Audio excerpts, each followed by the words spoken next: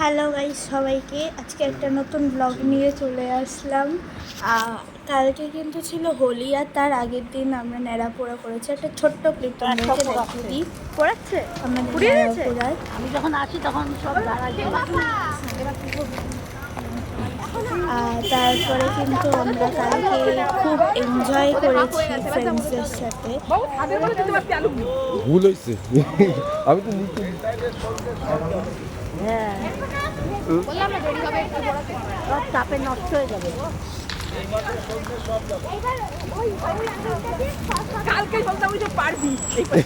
একটা ছোট্ট ক্লিপ আমি তোমাদের সাথে শেয়ার করছি। আর যেটা কথা সেটা হচ্ছে আমার ব্লগটা তোমাদের ভালো লেগে থাকে লাইক করবে, আর যারা নতুন সাবস্ক্রাইব করে দেবে চ্যানেলটাকে।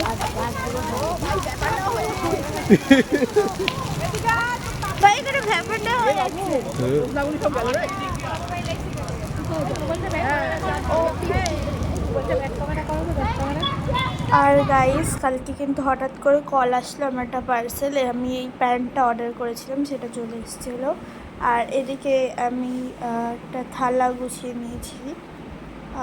এই যে আমি যখন রং খেলতে যাচ্ছিলাম, রং খেলে এসে আমার এরকম অবস্থা। তার আগে আর আমার এক্সাম যেহেতু কয়েকদিন আগে শেষ হয়ে গেছে, তো সেদিনকে এসে আমি এই থালাটা হোলির জন্য বানিয়েছিলাম।